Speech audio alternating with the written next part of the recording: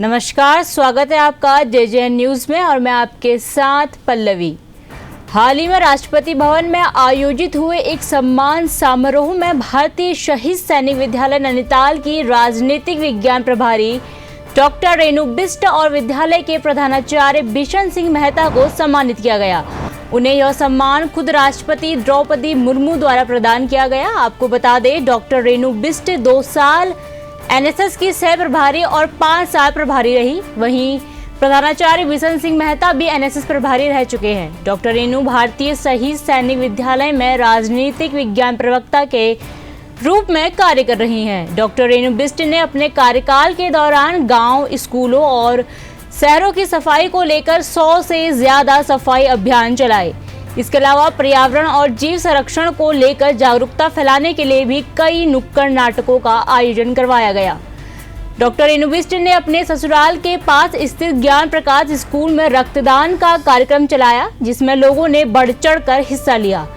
इसके अलावा भी तमाम तरह के सामाजिक सेवा के कार्यक्रमों में डॉक्टर रेणु बिष्ट आगे बढ़कर भागीदारी करती रही।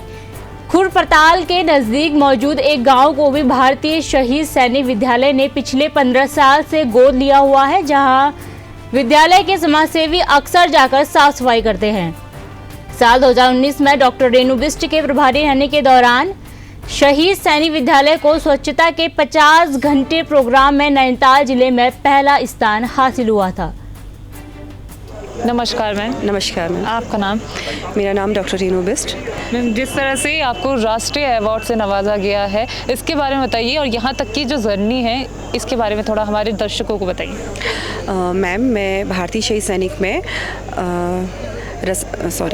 राजनीति विज्ञान की प्रवक्ता हूँ और मुझसे पहले हमारे प्रधानाचार्य महोदय एनएसएस प्रभारी रह चुके हैं। 2 साल में उनके साथ सह कार्यक्रम प्रभारी रही और 5 साल कार्यक्रम प्रभारी रही। तो कुल मिला के 7 साल की मेरी जो जर्नी है उसमें हमारी यूनिट है, बच्चों के साथ हम लगातार जो भी हमारे मंत्रालय से जो भी हमारे प्रोग्राम्स आते हैं उसके अलावा भी हम प्रयास करते हैं कि जितने भी हमारे डेज़ होते हैं उनको सेलिब्रेट करें और बच्चों को प्रोत्साहित करें। साथ साथ हम जल स्रोतों की सफाई, झील की सफाई और पौधारोपण, जो हमारा ये हरीला वाला जो हमारा जो वीक होता है उसमें हम पूरे साप्ताहिक प्रयास करते हैं। इसके अलावा हम सारे दिवस में चित्रकला प्रतियोगिता, निबंध प्रतियोगिता, अवेयरनेस रैली, मतदाता जागरूकता रैली और सभी कार्यक्रम में हम प्रतिभाग करते हैं। Blood donation. और मैम, सबसे बड़ी बात है कि इंटर कॉलेज में हमको बिलो देन 18 ईयर बच्चे मिलते हैं। तो हमारा इन सब प्रतियोगिताओं को कराने के बाद, अवेयरनेस रैली के बाद हमारा ये प्रयास रहा कि बच्चे इतना मोटिवेट हुए कि जो 12th में पढ़ रहे थे और जो 18 साल रनिंग कर रहे थे वो भी प्रोत्साहित हुए ब्लड डोनेशन कैंप के लिए और हमारे एक्स स्टूडेंट भी हमारे साथ जुड़े। तो ये हमारे लिए सबसे बड़ी उपलब्धि है कि हमने 3 बार ब्लड डोनेशन कैंप लगाया। साथ ही जो मेरा ससुराल है वो विलेज एक क्षेत्र में पड़ता है, फार्म हाउस धमोला में। तो ज्ञान प्रकाश स्कूल जो हमारा उसके पास में लगा हुआ इंटर कॉलेज है। तो मेरे परिवार के सभी सदस्यों ने और पूरे गांव में जो हमने मुहिम चलाई, 56 यूनिट उसमें हमने ब्लड डोनेशन किया, हमने उसमें एकत्र किया। तो मैम, जिस तरह से आपने बताया कि अवेयरनेस रैली आप लोग की ओर से निकाली जाती है, साथ ही झील में जो कूड़ा कचरा होता है उसमें साफ़ सफाई आप लोग कराते हैं, वृक्षारोपण करते हैं, इसमें चुनौतियाँ भी आती हैं, लोगों को जागरूक करने में भी चुनौतियाँ आती है। तो किस तरह की चुनौतियाँ आप लोगों की ओर से फेस की गई? मैम, चुनौतियाँ तो आती हैं। मुझे एक वाकया याद है कि एक बार बीडी पांडे के सामने जो ओपन थिएटर है, अब तो उसका बहुत अच्छा रूप सबको देखने को मिलता है। तो बहुत पुराने समय में हमको बुलाया गया था, बहुत साल की बात है। तो उसमें हम तो सफाई के उससे तलवार और ये सब लेकर के आए थे, लेकिन वहाँ वो एरिया ऐसा था कि जहाँ इतनी कांच की बोतलें थी और वो एरिया ऐसा हो गया था कि शाम को सभी लोग वहाँ पे पूरा डोर क्लोज होने के बाद भी खाते पीते थे और बोतलों को वहीं छोड़ जाते थे। तो उसमें हमको बहुत परेशानी हुई, लेकिन हमको बहुत सम्मान मिला वो सब काम करने में और हम आगे बढ़ते ही चले गए, हमने पीछे मुड़ के देखा नहीं। चलिए, हम उम्मीद भी करते हैं कि आप ऐसे ही आगे बढ़ते रहें और हमारे देश का नाम रोशन करें। जी, थैंक यू। सर से बात करेंगे कि सर, जिस तरह से अगर कोई कदम उठाना होता है तो सबसे पहला कदम उठाना ज़रूरी होता है। जिस तरह से अवेयरनेस रैली निकाली गई, वृक्षारोपण किया गया, ब्लड डोनेशन कैंप किया गया, शुरुआत जब इसकी की जाती है तो कितनी चुनौती आती है? मैडम, हमारे वर्तमान में शहर का विद्यालय है, तो सभी बच्चे उसमें उनको तैयार करना पड़ता है। और 2019 में भी मैडम ने अपने जब एक कार्यक्रम प्रभारी थी तो आपने यहाँ पर विद्यालय के सभी बच्चों को सही ढंग से मार्गदर्शन कराया और उसमें स्वच्छता के 50 घंटे उस पर हमने लगातार काम किया हमारे बच्चों ने इस पूरे शहर में।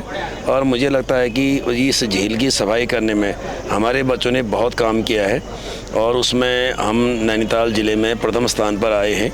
और मैडम ने कोरोना काल में भी काफ़ी काम किया, तो हमारी जो इकाई है उसको स्वच्छता के 50 घंटे में राष्ट्रीय स्तर पर प्रथम स्थान प्राप्त हुआ 2019 में।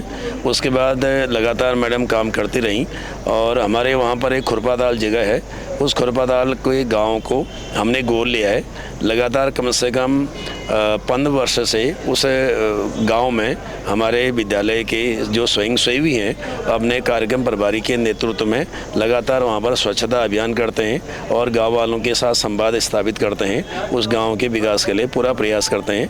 वर्तमान में भी जैसा कि अभी मैम ने बताया, उन्होंने आपका सफाई, स्वच्छता और उसके अलावा रक्तदान, जो रक्तदान का ऐतिहासिक काम आपने किया है वो मेरी नज़रों में आज तक इंटरमीडिएट में कहीं पर भी ऐसा रक्तदान का कार्य नहीं किया गया।